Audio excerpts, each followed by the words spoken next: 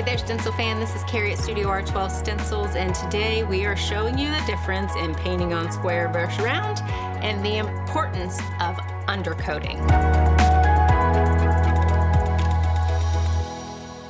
If you are ever looking for design inspiration, hop on over to Pinterest, and that is a really great place to start to at least get the wheels turning. For this project, we are using a Squeeze the Day stencil with a lemon, and I wasn't sure what colors. I mean, you know it's lemon, so of course you're going to do something yellow, but what else are you going to do with it? Are you going to paint a basic background? Are you going to do something fun? So when I started researching lemons, I found a lot that had black and white stripes or black and white checks, and so I decided to use one of our striped stencils, and we love how this one turned out. So when we originally painted it, this was for one of our in-person events, and we wrote down all the colors and what stencils we used. This is super helpful for us when we are looking back and trying to decide what we are going to paint for videos or when people ask us questions. But when I decided to do it for the video, I decided not to do it on the square and to do it on the round instead. So you can see the difference in what this design would look like on a round versus square and how we do stripes on a round. So I went ahead and base coated this with 3 coats of number 27, which is white. And then I went with a very, very light 220 grit sandpaper and just did a really light sanding just to make it really smooth. So one thing that you'll want to do when you are sanding is you want to do it in the same direction that your brush strokes are. So when you are base coating, you will want to base coat in one direction. I prefer to go vertically. Some people like to go left and right. You might do it horizontally, but you'll want to go in the same direction the whole time. You'll want to make sure that you do your sanding in that same direction. And then you're also going to want to think of direction when you are laying out your project. So for the stripes on this project, I'm actually using a 2-part stencil that we use to make gingham. So this is a really fun design that is self-shading, which is really nice. And we are filming this in spring of 2024. And let me tell you, gingham is coming back. We have seen gingham everywhere in all of the design catalogs and upcoming product catalogs that are coming out. So keep that top of mind when you're thinking about designs and stencils for the upcoming holidays as you start to paint, if you're going to paint for gifts or paint for selling. I'm only going to use one of these today, and what that is also a cool feature about having the multi-layer stencils is that yes, it can be gingham, but it can also just be stripes. When we are laying this out, you will want to think about having your stripes squared and even. So there are a couple of options. With how this one works, it actually works perfect for the size that the top and bottom just kind of fall over the edge where those stripes are. So it actually lines itself up perfectly, which is really nice. It did not do that on this square. And so then what you can use is a T-square, and you can measure it off, and you can, this has a straight edge, it has a ruler, you can line it up with the little, what we call the T, and then you can see exactly where the edge is, and then you can make sure you have precise measurements for lining up your stripe stencil so that it's even on the top and the bottom. If you take a look at this one, I did not do that. The bottom has a little bit more of a thick stripe than the top does. As we get ready to paint here, our stencil is bigger than our surface. So I'm actually going to just put my tape on the stencil, and then when I get to these areas, I am going to move the tape and just rearrange it a little bit, but I want to make sure that my stripes are down and they are not going to wiggle anywhere. it is something to always think about when you are doing stripes, to potentially use a repositionable adhesive. Our favorite one is Alene Stick and Restick. I will share a video of how we use this on products. You can put it on the back of your stencil, let it dry, and then when you put your stencil down, it will be tacky and sticky. It will not leave any residue on your product, and then it helps to prevent bleeding under, because with those long lines that don't have any bridging, you do increase your chances of bleeding under because they might wiggle if you push it too hard. So today I'm going to show you how to paint it without doing that. And I think on one of the last videos I painted, I recommended that always do a repositionable adhesive with your stripes just to be safe. So I'm going to start using a dome brush. I'm actually, for the first time, going to use our jumbo dome brush. This is a 1-inch brush. Our blue purple set of dome brushes, our favorite. We have them in 5 different sizes. The biggest one is a 5/8 inch, and this one is a whole inch. Look how ginormous this is. This is going to really help you cover some ground very quickly, and it says StudioR12.com on it. You won't find this anywhere else. So we're going to go into our black paint, come to our paper towel, and do our offloading. Our offloading is very important. And then come to our stencil, and you do have some options. I do not recommend swirling when you are doing stripes, because when you're swirling, especially if you're not using an adhesive, you can push the stencil when you push your swirl. So you can do a tapping, stippling motion, or you could do like a coloring motion, kind of like you're maybe scumbling or going back and forth side to side, and you can see that it's really light and dusty. It's very similar to a swirl, but we are going in the same direction as the stripe so that we do not push down underneath it. So the colors that we're using for our background are black and white, and I want to talk to you about your color choice and your background choice. It is much easier to paint black over white than it is to paint white over black. So if we were doing the background black and then making white stripes, it would take so long to get those white stripes done. And then we would probably also want to do an undercoat, which I'll talk about here in a little bit. But going black over white, it does not take as long. However, we are going to do this really bold. I did 3 layers of a white base coat. You could probably do 4 or 5 if you wanted to make it even more bold than what I have. And so now we are going to do our stripes. We are going to do them very bold black, so that we will probably have to do 3 layers, even if we are stippling. Just because with this design, we want them really to stand out. So let's take a look. You're going to pull the stencil up, and you can see the difference between the one really light layer and then the stippled layer. The stippling covers a lot of ground really fast. It does make things quicker, but you do have to be a little more cautious when you're doing that. All right, let me tell you something that I noticed while I have been doing this stippling. So on this band, you can see that I'm kind of going up and down the band with my stippling. I'm starting at the edges, and then I'm working my way back up and down as I'm doing my stippling. And that's because I noticed on the previous band, I went all the way down the line. And then when I came back, the center was wet from that paint.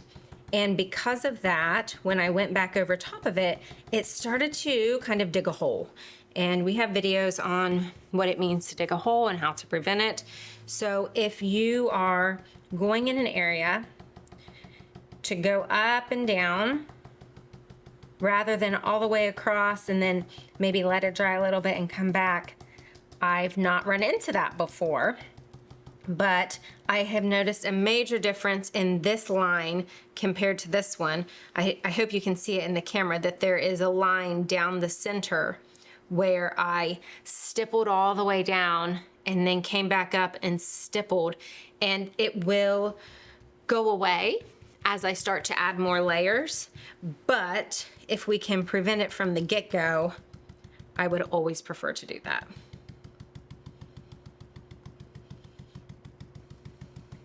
Okay, are you ready for the big reveal? Something that you're gonna have to think about when you are doing these stripes, if you are putting your tape through your stencil, because the stencil is bigger than the surface, that if you're going to put it through an area that has fresh paint, you do not want to push very hard on it, because while the paint is still fresh, you do have a chance of risking pulling up that paint. Luckily here it did not happen, but ta-da! Look at our stripes. Those are bright and bold. I do see a couple little areas that got a little wonky on me. So this is going to be the time where I tell you to use your stick and restick or a repositionable adhesive if you are painting stripes. I have already blow dried this, so we're going to do a test. I'm going to grab my click eraser. It's a PVC eraser. It does not work when it's dry, but when it is wet, if the paint is still fresh, should be able to get that right off there.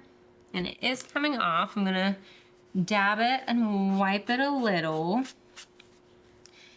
We do have a couple of erasers that are really tiny and precise and might be a little bit better at getting into this little area. Let me see here. Here's one that is a teeny tiny rectangle. It does have an eraser that it lives in, but this is a refill that I'm gonna use by hand. And it has a really great little sharp corner that's going to allow me to get in right along that line.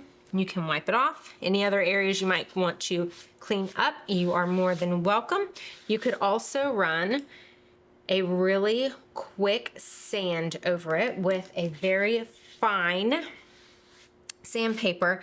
However, I did make a little bit of a boo-boo. Remember I told you when you base coated to do it in one direction, and then when you sand, do it in one direction?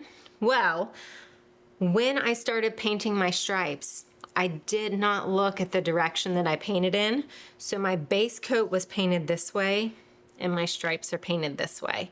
So if I sand now, and I sand in the direction of my base coat, it's going to be opposite my stripes.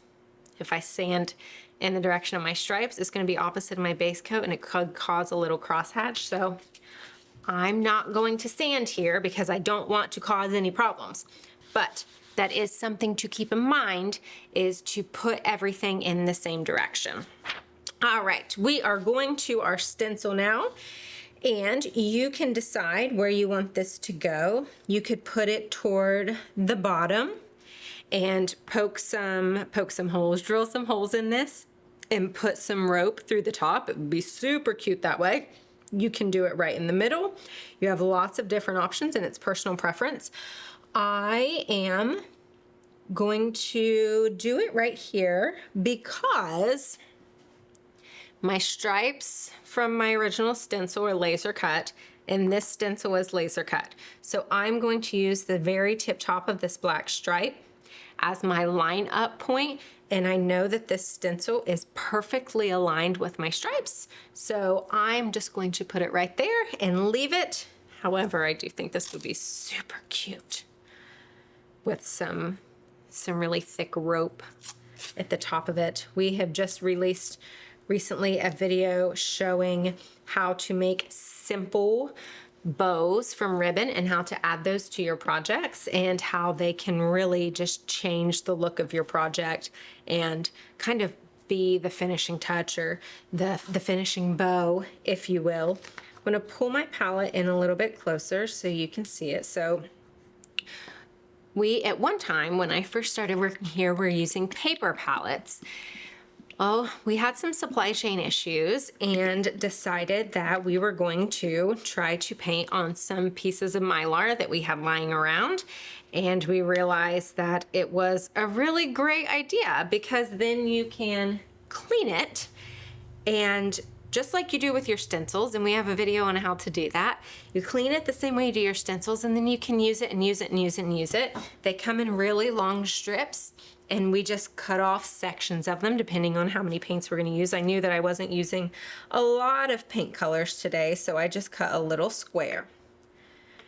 All right, let's talk about what I'm doing right now. I'm using our number 23. This is gray. And we are about to learn a lesson in painting light colors over dark. Take a look at my original project. You can see in my lemon at this base here, the black is poking through. And you can see it in the rind as well. When I started painting this project, I did not undercoat. I just started painting the yellow right on top of the black. So that means I did not cover up the black, and you can still see the black through the color. Yellows, reds, orange, pinks, they don't have a lot of pigment in them. So it's gonna take a really long time and a lot of layers to get really bright and bold looks that you want. But anytime that you are painting a light color over top of a dark color, it is going to take a long time to get there. However, you can do what we call as undercoating, and that is using a neutral color like a gray to do our first couple layers of our stenciling. And so then that is going to cover up those black stripes. And then when you paint your yellow or your brighter color over top of it, one, it will already have a base of gray. So you're going to be starting on more of an even ground where those black stripes are, and it will help your color pop, but it's also just going to cover that so that you don't see through. So we're going to go into our gray, and I'm going to do this over our entire stencil. So there have been times that I've done this in the past that I have just done it over where the black stripes would be. However, I do want to set a base coat for my entire area to look the same when I start painting. And there are a lot of big open spaces in this lemon. This would be a really good time to use a jumbo dauber or an ink sweeper, a really thick, dense sponge to help cover those areas rather quickly.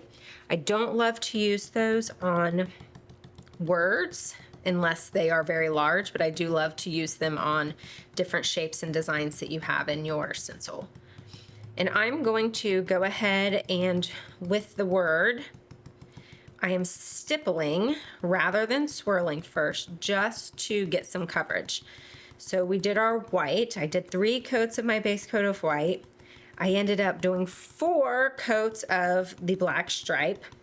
And then now we're going to do at least 2 coats of the gray before we move on to our yellow. So this is not a difficult project when it comes to a technique, but it is a little bit of a time-consuming project because we want our colors to be bright and bold, and we're going to have a lot of layers.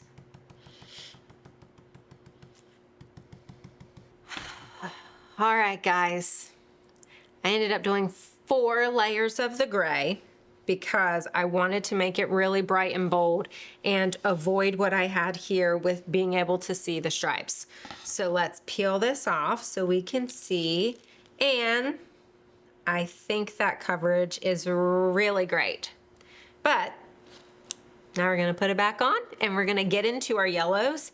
Steve and I talked about how cool this would be with a teal drop shadow, but with all of these coats, I am not also painting drop shadows. We have some really great videos on how to drop shadow, and maybe if we like cross our fingers and say pretty please, he'll make a fake picture for us and pop it up and show us what it'd look like with a drop shadow so that you can have that idea.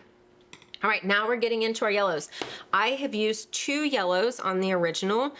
I used a number 33 for the majority of the project, and then I used a 10, which is a little bit lighter for the inside of the lemon. So we're into our yellow, and I am going to grab a multimasker. So this is also a piece of Mylar, and this was kind of one of our dreamed up concoctions of, we were tired of using tape all the time on every single one of our projects because we didn't want to do what we call ghost under and get paint where it's not supposed to be.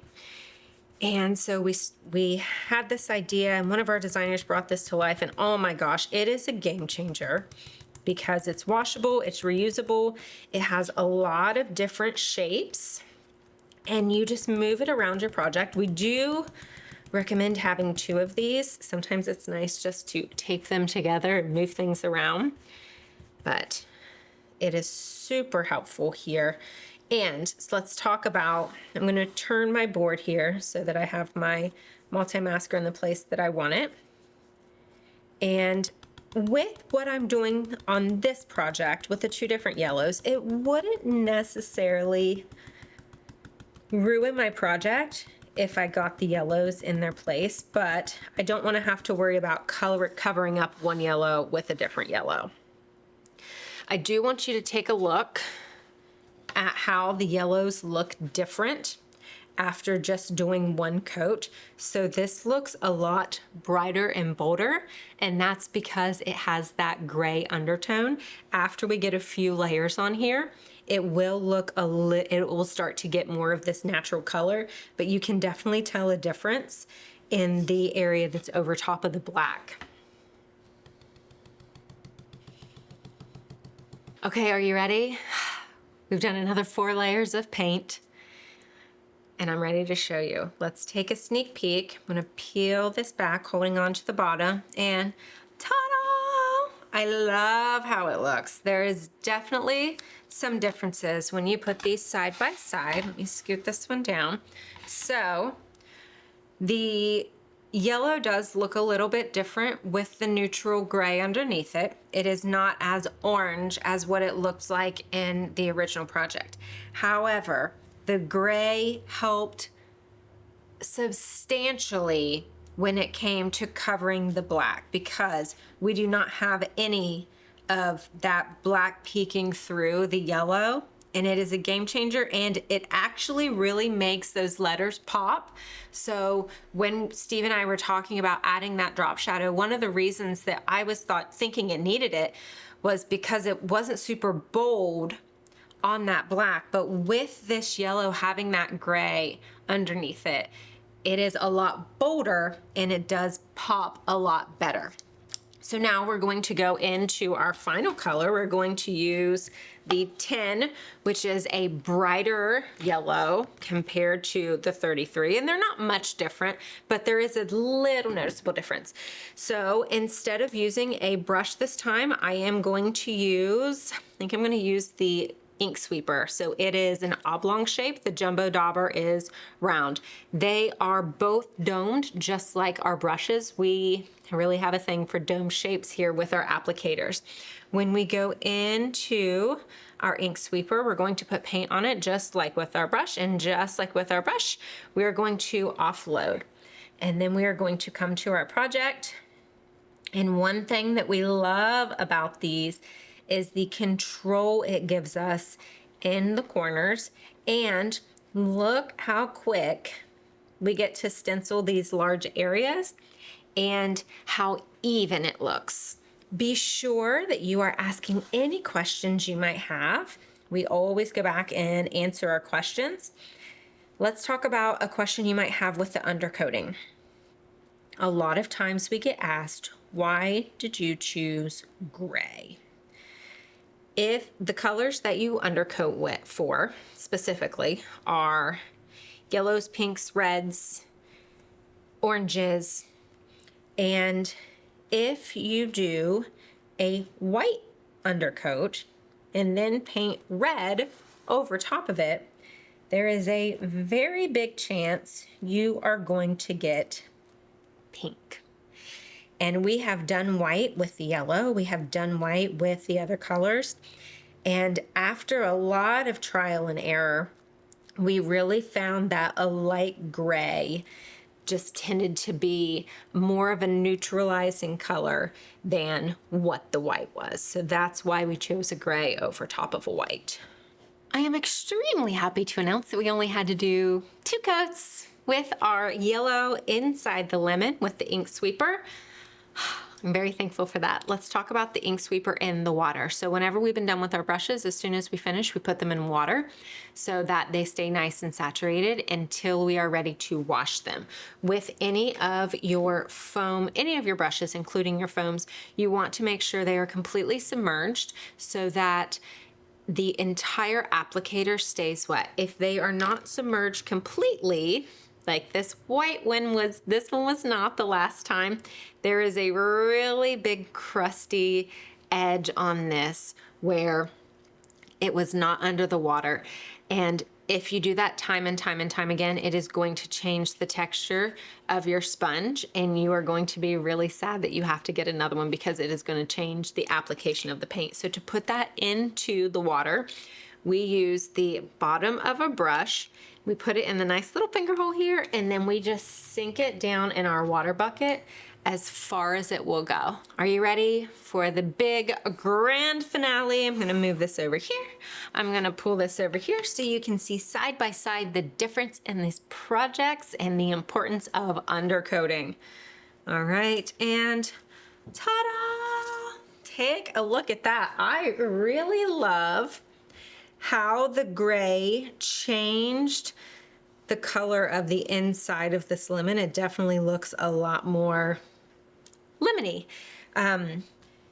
You will want to practice with your undercoating. If you are set on a certain color, you do notice that the colors did change here a little bit. So if that's something that you notice and you like one better than the other, that you might want to test it out before you do a project to sell or give to a family or friend. If you love this project and want to squeeze a little more craft lessons into your life, be sure to subscribe to StudioR12 Stencils right here on YouTube and turn on the notifications so that you can be updated every time we upload new videos with tips, tricks, and techniques.